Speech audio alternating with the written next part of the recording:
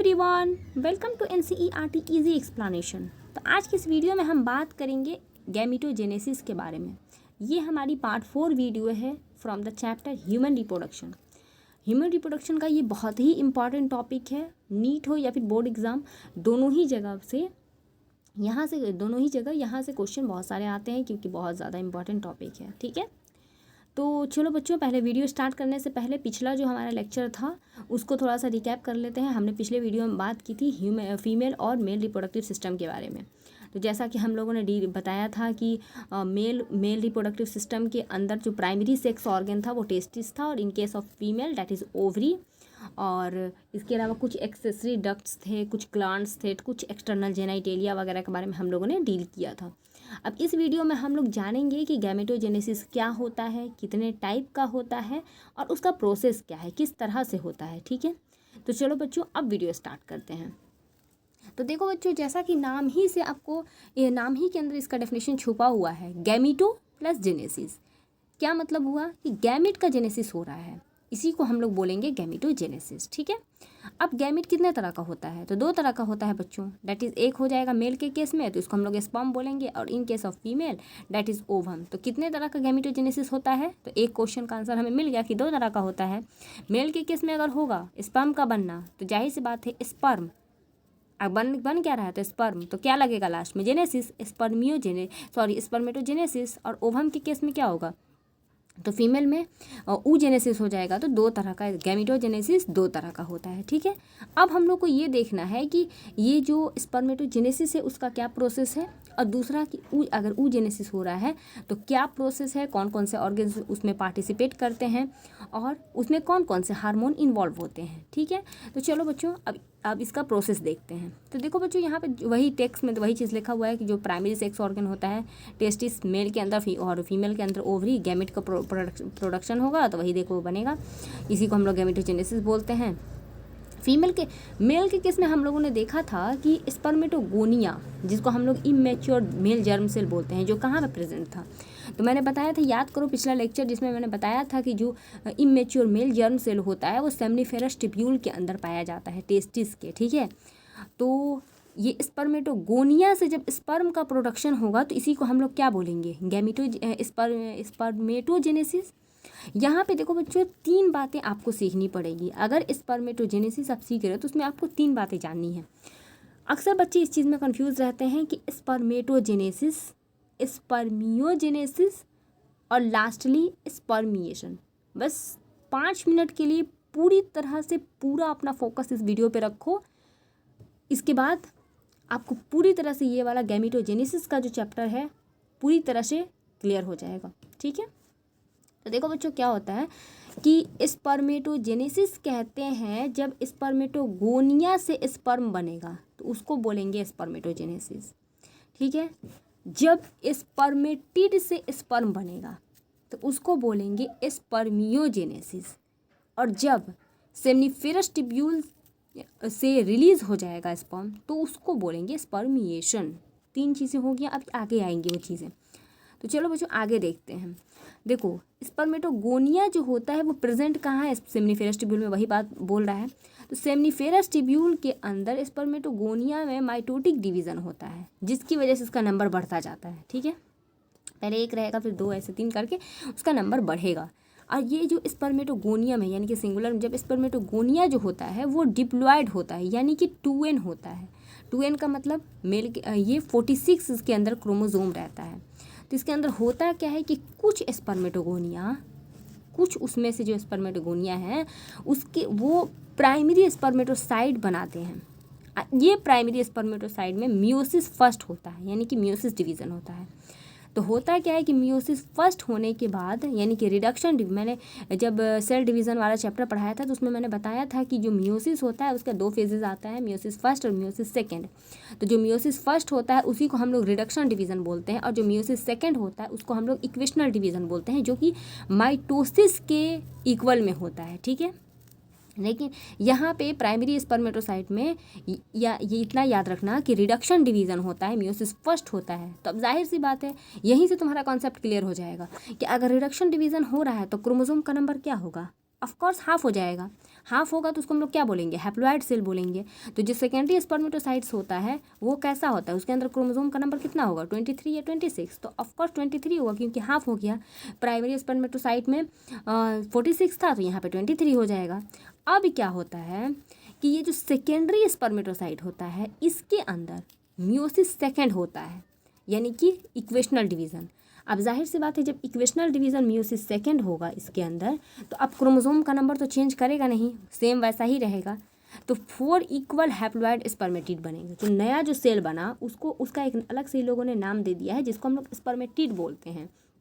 तो स्पर्मेटिड कब बनता है, तो बनता है बच्चों जब मियोसिस सेकेंड होता है सेकेंडरी स्पर्मेटोसाइट में, तब जो सेल बनता है उसको हम लोग बोलते हैं स्पर्मेटिड।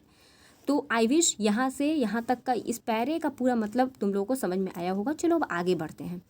तो देखो बच्चों आगे क्या है कि जो स्पर्मेटिड होता है, ठीक है, अब ये स्पर्मेटिड बनने को तो बन गया, लेकिन अब वहीं पे तो नहीं ना रहेगा। स्पर्मेटिड से स्पर्मेटोजोआ जब बनेगा तो इस प्रोसेस को हम लोग बोलते हैं स्पर्मियोजेनेसिस, जैसा कि मैंने स्टार्टिंग में ही आपको बताया था स्पर्मियोजेनेसिस के बारे में।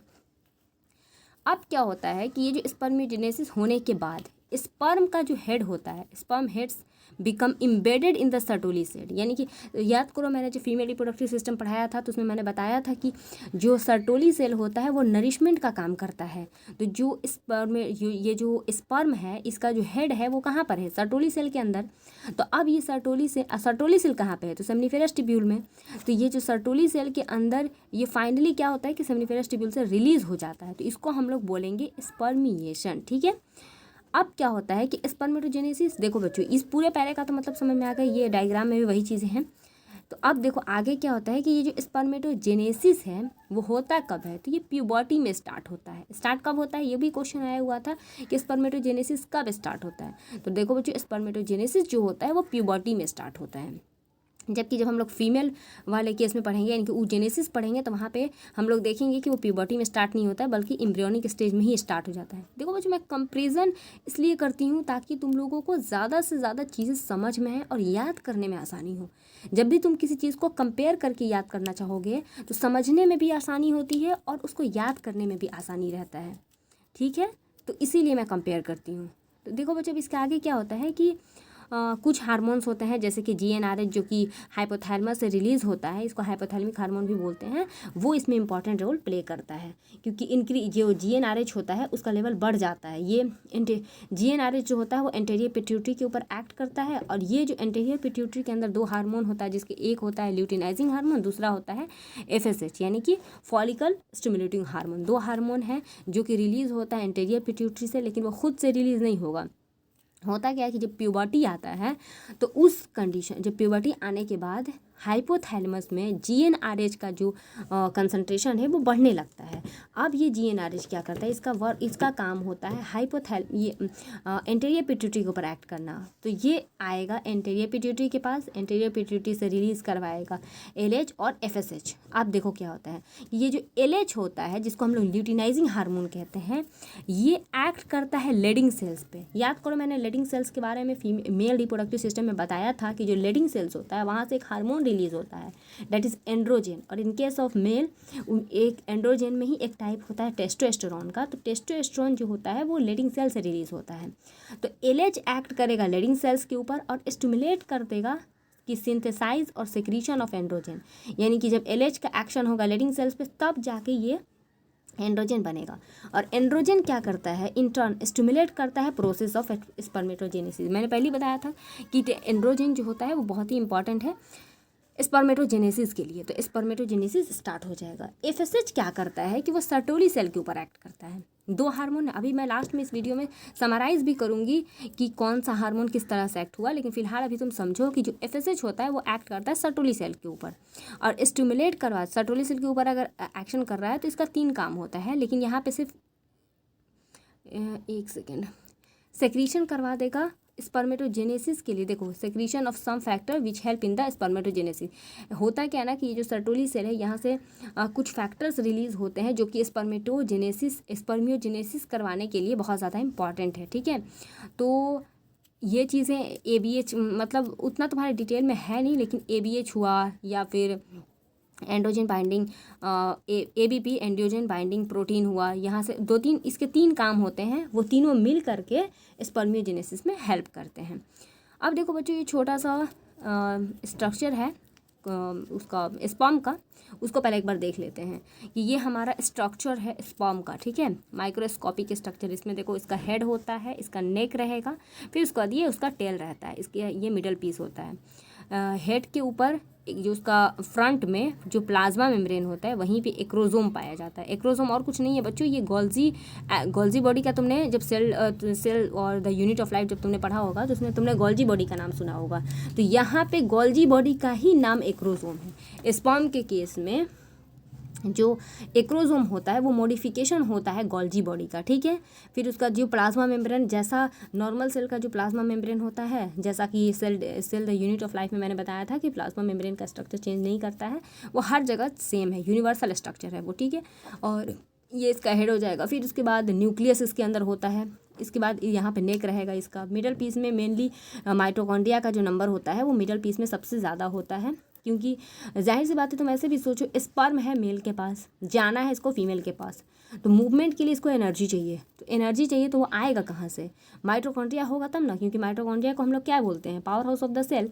तो जहाँ माइटोकॉन्ड्रिया का होना ज़रूरी है। मिडल पीस में क्यों है? क्योंकि मिडल पीस टेल के बहुत ज़्यादा पास है, तो मूवमेंट के लिए इसका टेल का होना ज़रूरी है। तो टेल को अगर एनर्जी चाहिए तो मिडल पीस में माइटोकॉन्ड्रिया का होना बहुत ज़रूरी है, तो इसलिए यहाँ पे मिडल पीस में माइटोकॉन्ड्रिया का नंबर ज़्यादा होता है। नेक है तो यहाँ पे भी एक, अभी इसमें हम लोग पढ़ेंगे 2 तरह की इसमें इम्पॉर्टेंट पॉइंट है, वो यहाँ पे हम लोग डील करेंगे, ठीक है। तो चलो अब टेक्स्ट एक बार देख लेते हैं। देखो बच्चों, जो स्पर्म होता है उसका माइक्रोस्कोपिक स्ट्रक्चर देखेंगे तो उसमें 3-4 चीज़ें हैं, हेड, नेक, मिडल पीस और टेल, ठीक है। जो प्लाज्मा मेम्ब्रेन होता है एनवेलप करता है होल बॉडी को, सेम वही बात लिखा हुआ है। स्पर्म का जो हेड होता है उसके अंदर हैप्लॉइड न्यूक्लियस पाया जाता है, ऑफकोर्स इसके अंदर स्पर्म है। याद करो स्पर्म कैसे बना है, तो प्राइमरी स्पर्मेटोसाइट में सेकेंड मियोसिस फर्स्ट हुआ था तो सेकेंडरी स्पर्मेटोसाइट बना था, सेकेंडरी स्पर्मेटोसाइट में फिर मियोसिस सेकेंड हुआ तो स्पर्मेटिड बना, स्पर्मेटिड में फिर एक प्रोसेस हुआ स्पर्मियोजेनेसिस, स्पर्मियोजेनेसिस के बाद फिर स्पर्मेटिड से स्पर्मेटोजुआ या फिर स्पर्म बना। तो जाहिर सी बात है स्पर्म कैसा होगा, हैप्लॉइड होगा, यानी कि इसके अंदर क्रोमोसोम का नंबर कितना होगा, 23 होगा। तो वही चीज़ देखो लिखा हुआ है यहाँ पे कि न्यूक्लियस जो होता है वो हैप्लॉइड होता है और interior portion of which is covered by एक कैप लाइक स्ट्रक्चर जिसको हम लोग एक्रोजोम बोले। एक्रोजोम जो होता है फील्ड विथ, एक्रोजोम में ना कुछ एंजाइम्स होते हैं जो कि फर्टिलाइजेशन के टाइम बहुत हेल्पफुल होते हैं। जब स्पर्म जाता है ओवम के पास तो पेनिट्रेशन के वक्त ये एक्रोजोम जो होता है यहाँ से कुछ एंजाइम रिलीज होता है जिसकी वजह से ओवम के अंदर ये पेनिट्रेट होने में मतलब सक्सेसफुल हो पाता है। तो यहाँ पे कुछ एंजाइम्स होते हैं। मिडल पीस में के अंदर बहुत सारे न्यूमरस माइटोकॉन्ड्रिया पाए जाते हैं जिसकी वजह से एनर्जी का प्रोडक्शन होता है। इसके अलावा जो टेल होता है वो फैसिलिटेट करता है मूवमेंट ऑफ स्पर्म, मोटिलिटी के लिए इंपॉर्टेंट है। इसके अलावा ह्यूमन मेल जो होता है उसके अंदर लगभग 200 से 300 million sperm during quarters of which और फॉर नॉर्मल फर्टिलिटी। नॉर्मल अगर किसी इंसान की फर्टिलिटी है तो उसमें 200 से 300 मिलियन स्पर्म ड्यूरिंग क्वार्टर्स होना चाहिए नॉर्मल फर्टिलिटी के लिए, यानी कि लगभग 60% स्पर्म ऐसे होने चाहिए जिसका शेप और साइज़ नॉर्मल है। देखो बच्चों, ये भी क्वेश्चन बहुत बार पूछा गया है कि अगर कोई इंसान है, कोई लड़का है, उसकी अगर फर्टिलिटी नॉर्मल है तो उसके स्पर्म के अंदर शेप और कितने परसेंट स्पर्म का शेप और साइज़ नॉर्मल होना चाहिए। तो 60% स्पर्म ऐसे होने चाहिए जिसका शेप और साइज़ नॉर्मल होना चाहिए और कम से कम 40% ऐसे स्पर्म होने चाहिए जिसके पास विग्रस मोटिलिटी पाया जाए। विग्रस मोटिलिटी उसके अंदर होना चाहिए, तब जाके हम मानेंगे कि वो जो इंसान है, वो जो लड़का है, उसकी जो नॉर्मल फर्टिलिटी जो है वो मतलब जो उसकी फर्टिलिटी है वो नॉर्मल है, ठीक है। तो ये था स्पर्म का स्ट्रक्चर। अब चलो आगे देखते हैं। तो sperm release from the seminiferous tubule are transported by the accessory duct. जाहिर सी बात है, मैंने जब मेल रिप्रोडक्टिव सिस्टम पढ़ाया था तो उसमें मैंने बताया था कि स्पर्म जो होता है वो सेमनीफेरस ट्यूब्यूल के अंदर बनता है, लेकिन वहाँ से फिर वो निकलता है, फिर उसका रेड टेस्टिस में जा रहा था, फिर वासा डिफरेंशिया में जा रहा था, एपिडाइडिमिस में गया, उसके बाद फिर वासा डिफरेंशिया में गया, ऐसे करके वो लास्टली यूरेथ्रा में गया था। तो ये बातें मैंने वहाँ पे डील करी थी। तो देखो secretion of epididymis, vasa differentia, seminal vesicle, prostate gland, ये जितने भी हैं ये सब एसेंशियल होते हैं for maturation of motility of the sperm, यानी कि स्पर्म को मैच्योर कराने के लिए और उसकी मोटालिटी के लिए बहुत ज़रूरी है कि ये सारी चीज़ों का जो सेक्रेशन है बहुत ज़्यादा इंपॉर्टेंट होता है। यानी कि एपिडाइडीमिस है, एपिडाइडीमिस में भी आप जब पढ़ोगे आगे डीप में तो आपको पता चलेगा कि एपिडाइडीमिस का भी 3 पार्ट होता है। तो वो तीनों पार्ट में स्पर्म जब पहुंचता है तो मैच्योर होता है, वहाँ पे रुकता है और स्पर्म मैच्योर होता है। उसके बाद ये जितनी भी चीज़ें आप देख रहे हो, वासा, सेमाइनल वेसिकल, प्रोस्टेट, जितने भी ग्लैंड्स हैं या फिर ये जितनी भी डक्ट्स हैं, इन सब का जो सेक्रेशन है मोटिलिटी और मैच्योरेशन के लिए इंपॉर्टेंट होता है। इसके अलावा जो सेमाइनल प्लाज्मा होता है, सेमाइनल प्लाज्मा में क्वेश्चन है तुम्हारे लिए, कमेंट करो कि सेमाइनल प्लाज्मा में कौन कौन सी चीज़ें पाई जाती हैं। तो सिर्फ सेमाइनल प्लाज्मा होते हैं, उसके अंदर स्पर्म भी आता है। जब स्पर्म मिल जाएगा तो उसको हम लोग सीमेन बोलेंगे। तो ये देखो बच्चे इसमें कन्फ्यूज़ रहते हैं और क्वेश्चन एक बार पूछा गया था नीट में कि जो सेमाइनल प्लाज्मा है, क्या सेमाइनल प्लाज्मा और सीमेन दोनों एक ही चीज़ हैं या दोनों अलग अलग चीज़ हैं। तो देखो बच्चों, ये सेमाइनल प्लाज्मा जो होता है वो तीनों जो ग्लैंड हम लोगों ने पढ़ा था मेल के अंदर, फीमेल मतलब प्रोस्टेट ग्लैंड, सेमाइनल ग्लैंड और बल्बो यूरेथ्रल ग्लैंड, ये तीनों ग्लैंड का जो सेक्रीशन था उसको हम लोगों ने बोला था सेमाइनल प्लाज्मा। लेकिन इसी सेमाइनल प्लाज्मा के अंदर जब स्पर्म ऐड हो जाएगा तो इसको हम लोग सीमेन बोलेंगे। तो देखो वहीं लिखा हुआ है कि seminal plasma along with sperm के साथ मिलने के बाद कंस्टिट्यूट द सीमेन बाद में बनता है। ठीक है। इसके अलावा function of male accessory ducts जो होता है और ग्लैंड मेंटेन करता है टेस्टिकुलर हार्मोन। ठीक है, ये हो गया। इसके अलावा प्रोसेस ऑफ फॉर्मेशन ऑफ, ये जितनी भी चीज़ें हम लोगों ने देखी वो सारा का सारा स्पर्मेटोजेनेसिस के बारे में था। ठीक है, अब हम लोग बात करेंगे फीमेल के केस में oogenesis कैसे होता है। ठीक है, तो देखो बच्चों, oogenesis का भी प्रोसेस कुछ इसी तरह का है, लेकिन थोड़ा सा यहाँ पर डिफरेंस है। होता क्या है ना बच्चों कि process of formation of mature female gamete is called oogenesis। Clear है, ये मैंने ही बता रखा है पहले ही। विच इज मार्क, वो मार्क कैसे होगा, डिफरेंट फ्रॉम द स्पर्मेटोजेनेसिस से थोड़ा सा अलग है। कैसे, वो ऐसे कि जो oogenesis होता है बच्चों वो एम्ब्रियोनिक डेवलपमेंट के वक्त ही स्टार्ट हो जाता है, जबकि हम लोगों ने स्पर्मेटोजेनेसिस में देखा था कि जो स्पर्मेटोजेनेसिस है वो आफ्टर प्यूबर्टी स्टार्ट होता है इन केस ऑफ मेल, लेकिन in case of female oogenesis start हो जाता है एम्ब्रियोनिक डेवलपमेंट, यानी कि जब कोई लड़की अपने मम्मी के पेट में रहती है उसी वक्त उसके अंदर oogenesis का प्रोसेस स्टार्ट हो जाता है। ठीक है, वही बात यहाँ पे लिखा हुआ है। When a couple of million gamete mother, वही चीज़ लिखा हुआ है। देखो oogonia हुआ, इसके बाद में within each foetal ovary no more oogonia are formed and added after birth, यानी कि बर्थ के बाद ना तो एक भी oogonia दोबारा ऐड नहीं होता है। जबकि इन केस ऑफ मेल क्या हो रहा था कि जो इमेच्योर जर्म सेल होते हैं जिसको हम लोगों ने स्पर्मेटोगोनिया कहा था, वो डिवाइड कर रहा था, माइटोसिस वहाँ पे हो रहा था और वो फिर फर्दर उसका नंबर बढ़ रहा था। लेकिन यहाँ पे ऐसा कुछ नहीं होता। जितना oogonia देखो बच्चों, ये थोड़ा क्रिटिकल है इसलिए टाइम लग रहा है, लेकिन ध्यान से इसको पहले तुम समझ लो ताकि तुम्हारा आगे चल के अगर तुम्हारा रिप्रोडक्शन क्लियर रहेगा ना तो ही आगे के चैप्टर्स तुम्हारे क्लियर हो पाएंगे। तो इसलिए ध्यान से समझो।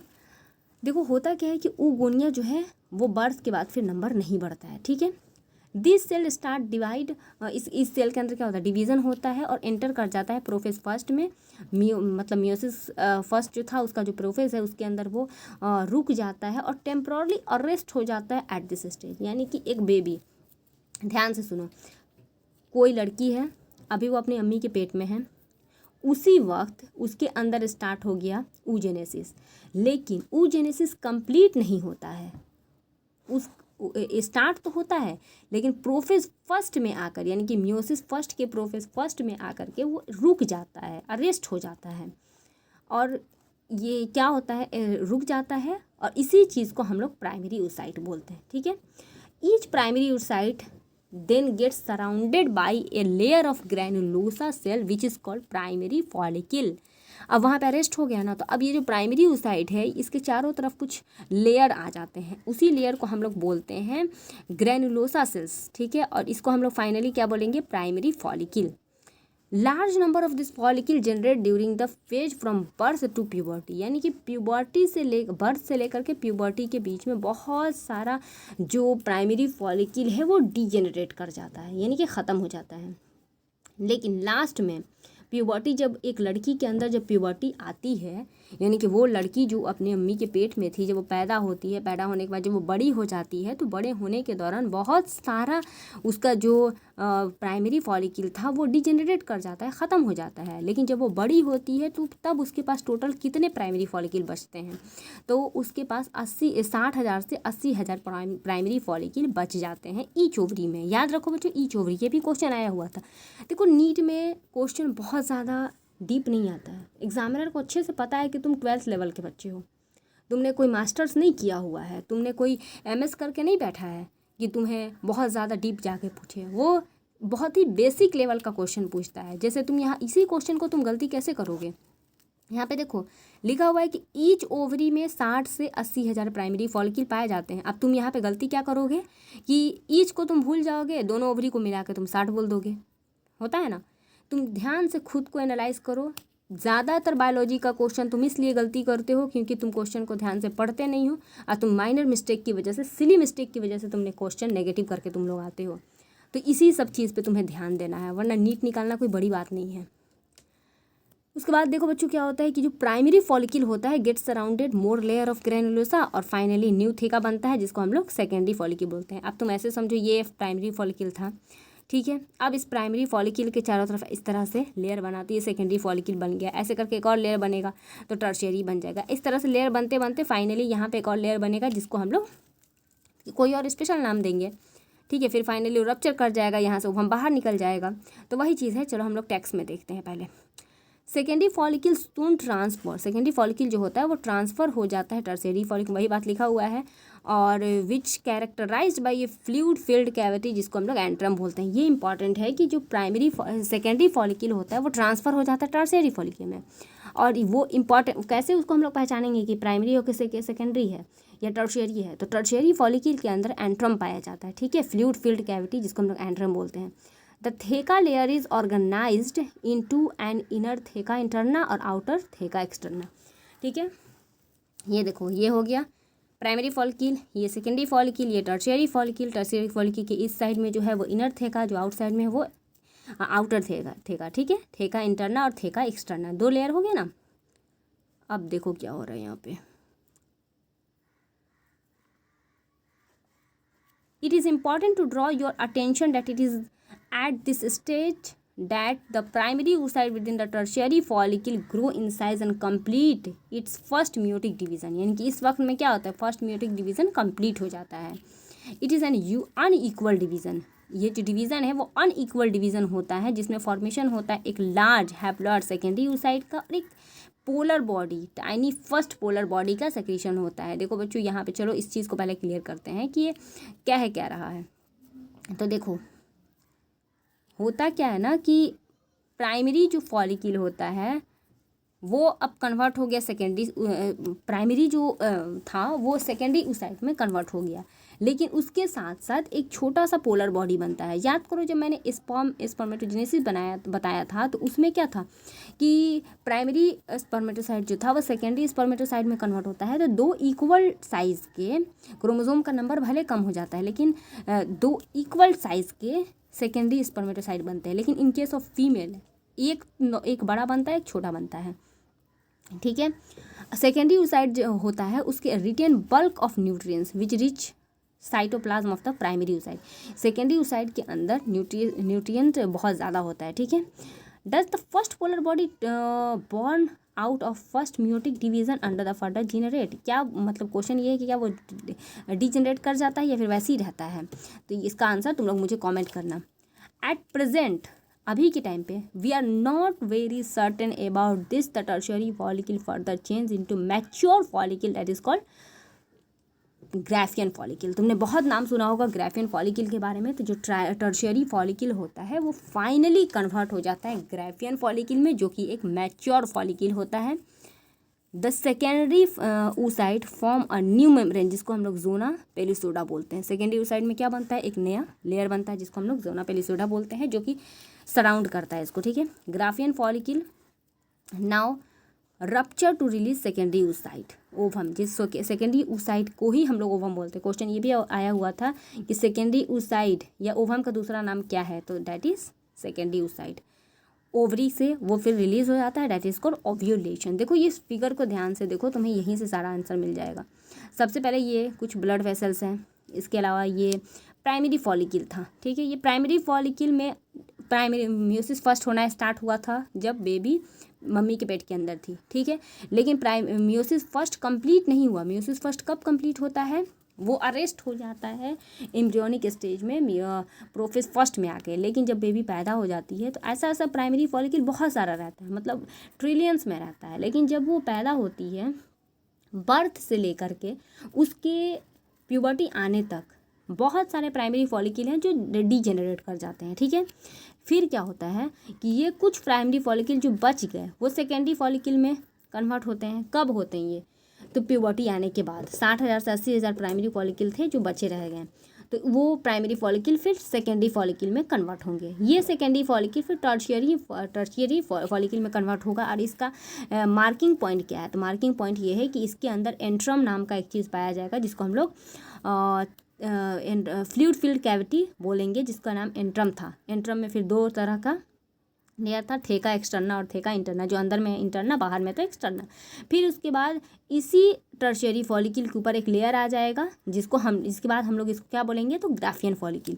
ये जो ग्राफियन फॉलिकल है, इसी का दूसरा नाम मैच्योर फॉलिकल है। Graafian follicle is also known as mature follicle. देखो यहाँ पे मेंशन किया हुआ है, ये मैच्योर फॉलिकल का है या फिर ग्राफियन फॉलिकल का है। अब ये ग्राफियन फॉलिकल क्या करेगा कि यहाँ पे रप्चर होगा, तो ये देखो यहाँ पे रप्चर हुआ है ना, तो ये ओवम बाहर आ गया। जब ओवम बाहर आ जाएगा तो इसी प्रोसेस को हम लोग कहेंगे oogenesis, डैट इज ओव्यूलेशन हो गया। अब ये जो बचा हुआ, ओवम तो बाहर निकल गया, ये बचा हुआ जो रिमेनेंट बच जाता है, इसको हम लोग बोलेंगे कॉर्पस ल्यूटियम। बेसिकली इसका 2-3 नाम और है, लेकिन यहाँ पे सिर्फ कॉर्पस ल्यूटियम दिया हुआ है, तो तुम बस उतना ही याद रखो। कॉर्पस बेसिकली कॉर्पस एल्ब्यूजिनियस ऐसे करके 2-3 और चीज़ें बनती हैं, लास्टली वो कॉर्पस ल्यूटियम बनता है। लेकिन कॉर्पस ल्यूटियम यहाँ पे है, तो उसी को तुम याद रखो, ठीक है। फिर क्या होता है, इसी प्रोसेस को हम लोग बोल दिए ओव्यूलेशन, ठीक है। अब देखो ये कुछ फिगर दिया हुआ है, यहाँ से हम लोग फिगर से समझ लेते हैं एक बार कि ये था हमारा स्पर्मेटोगोनिया और ये है oogonia। किस तरह से बन रहा है, तो देखो मैंने बताया था ना कि स्पर्मेटोगोनिया में माइटोसिस डिवीज़न होता है, बहुत बार डिवीज़न होगा, तो इस प्राइमरी स्पर्मेटोसाइट बनेगा। देखो यहाँ पे प्राइमरी स्पर्मेटोसाइट बना। फिर ये प्राइमरी स्पर्मेटोसाइट में म्यूसिस फर्स्ट हो रहा था, म्यूसिस फर्स्ट होगा तो यहाँ पे 2 तरह के सेल बनेंगे, ये NN हो जाएगा। ये पहला स्पर्मेटोगोनिया 46 का था, यहाँ पे देखो 23 हो गया। सेम उसी तरह सेकेंडरी स्पर्मेटोगोनिया में म्यूसिस सेकेंड हुआ, तो यहाँ पे देखो 2 सेल था, 2 से फिर 4 सेल बना, इसी को हम लोगों ने स्पर्मेटिड कहा। और ये जो स्पर्मेटिड है, फाइनली इसके अंदर डिफरेंशिएशन होता है और स्पर्मेटोजोआ, इसी प्रोसेस को हम लोगों ने स्पर्मियोजेनेसिस कहा। और ये हो जाएगा मेल के केस में। अब देखो फीमेल के केस में मैंने बताया था कि oogoनियम है, oogoनियम में माइटोसिस होगा, तो प्राइमरी oocyte, ये हमारा फेटल लाइफ में, देखो फेटल लाइफ में हो रहा था ना। उसके बाद फिर बर्थ, चाइल्डहुड और प्यूबर्टी, 3 फेजेस आ रहा है। तो इसमें क्या होता है कि म्यूसिस फर्स्ट होगा प्राइमरी oocyte में, और यहाँ पे सेकेंडरी oocyte बनेगा। सेकेंडरी oocyte के साथ साथ यहाँ पे एक फर्स्ट पोलर बॉडी, और ये जो सेकेंडरी oocyte है फाइनली एक ओवम में कन्वर्ट हो जाएगा और सेकेंड पोलर बॉडी बनेगा, और एडल्ट रिप्रोडक्टिव साइकिल में ये चीज़ होगा। तो this is all about gametogenesis. मिलते हैं अगले वीडियो में, that is going to be menstrual cycle. Video अच्छी लगे तो लाइक, शेयर एंड सब्सक्राइब, और जितना ज़्यादा से ज़्यादा इस वीडियो को शेयर करो ताकि मुझे भी मोटिवेशन मिले, ताकि मैं इससे भी बेहतर वीडियोस आपके लिए लेके आ सकूं। और बहुत जल्दी मैं सीरीज़ स्टार्ट करने वाली हूँ फिज़िक्स के लिए और केमिस्ट्री के लिए। फिज़िक्स और ऑर्गेनिक केमिस्ट्री बेसिकली बहुत जल्दी स्टार्ट होने वाला है। आप मुझे कॉमेंट करो कि क्या मुझे स्टार्ट करना चाहिए। वीडियो अच्छी लगे तो like, share and subscribe. Thank you.